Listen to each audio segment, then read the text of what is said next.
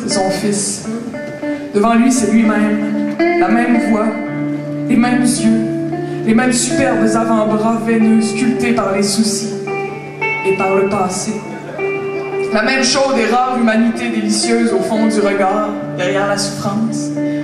Et au lieu de céder à la honte et à l'ambition pour se détourner de cet homme perdu, les vigneaux et pèlerins demeurent aimants et curieux. Tristes souvent, mais curieux et aimants, bien installés au centre de la réalité.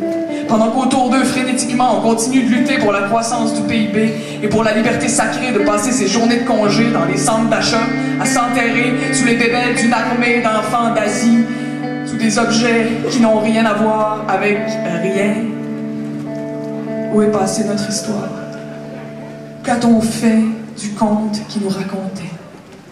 Pourquoi nous sommes-nous enterrés sous des bébelles aussi laides?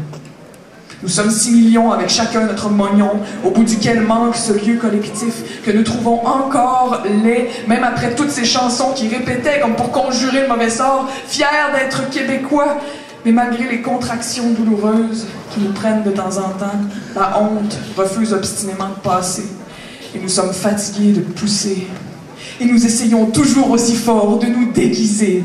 Écoutez-moi, je n'ai pas d'accent, ni en anglais, ni en français. Vous ne pourrez même pas deviner d'où je viens. On me dit que je n'ai pas d'accent et je soupire de soulagement.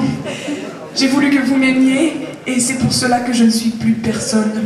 Regardez comme je suis devenue fade, comme je suis devenue ce que vous attendiez de moi.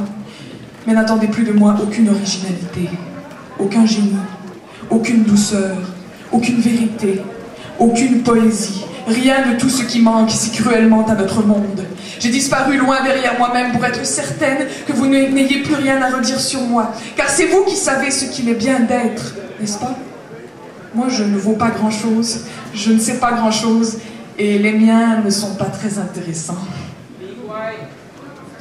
Mais tout à coup, devant l'amour et la curiosité du travailleur de rue, l'homme perdu se met à bouger. Son cœur tremble, ses muscles se relâchent, une détente trop soudaine et non ressentie depuis trop longtemps le prend. Il sourit, il pleure. S'il avait 3 ans, il sauterait dans les bras de son bienfaiteur pour se mettre en boule dans sa chaleur, mais c'est un adulte, c'est un homme. Il se retient. Il écoute l'émotion se cogner contre toutes les parois de sa poitrine de bûcheron alcoolique qui voudrait déborder de son corps. Il tâte sa bouteille de Robin, et pour la première fois depuis des décennies, il trouve ça immensément triste, lui aussi, de s'être méprisé à ce point. Mais c'est une bonne tristesse pleine de tendresse, une qui en dedans d'elle les remous, des caresses, des massages. C'est une tristesse lucide et bonne et claire qui donne envie de sortir du bourbier et de goûter enfin la confiance et la paix, qui donne même envie peut-être, qui donne même envie peut-être d'avoir des projets. Écoutez la beauté des langues qui se présentent au micro sans se déguiser. Entendez la poésie qu'il y a à ne pas se défiler. Écoutez la poésie qu'il y a à filer plutôt, à tisser, à tricoter serré, à faire quelque chose de nos mains qui nous rappelle ce que nous n'avons jamais connu, mais que nous reconnaissons. Quelque chose qui sent le violon et la musique à bouche et qui respire l'artisanat qui vaut cher parce qu'il est fait à la main. Entendez la vérité qu'il y a lorsqu'on ne fait que mettre le pied dans notre lieu collectif tout croche pour l'aimer. Écoutez le silence. C'est nous qui avons raison et nous le savons. Nous ne sommes pas comme vous. Nous ne cherchons à haïr nul autre que nous-mêmes. Nous aimons le calme et l'harmonie, et comme des Tibétains au cœur lourd, nous irons jusqu'à disparaître au profit de l'harmonie.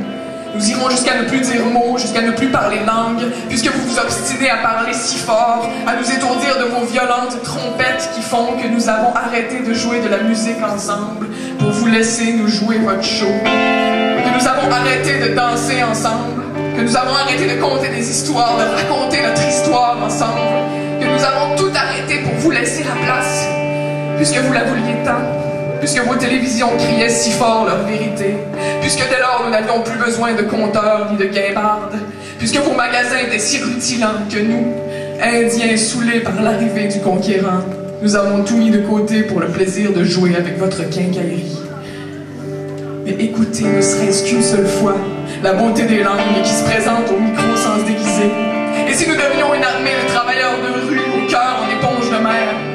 sortions de la grande noirceur? Et si nous entrions dans la grande douceur? Et si nous ouvrions les pièces closes et laissions sortir de nos poitrines toute l'émotion trop large pour elles? Et si nous remplissions l'espace collectif de cette émotion au front de bœuf? Et si nous y plantions des arbres à fierté?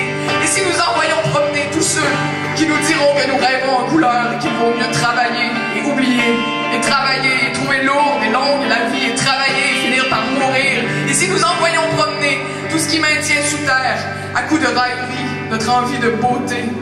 Et si nous faisions à l'intimidation des meneurs de monde, des possédeurs de canaux de nouvelles, des directeurs de conscience?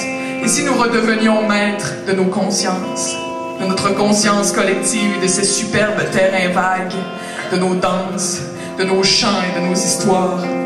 Et si nous nous mettions à vivre comme des êtres humains, c'est-à-dire ensemble, et vivant notre territoire plein d'eau, de Français étranges, de sapins, et de toute cette immense tendresse qui attend son heure? Est-elle venue?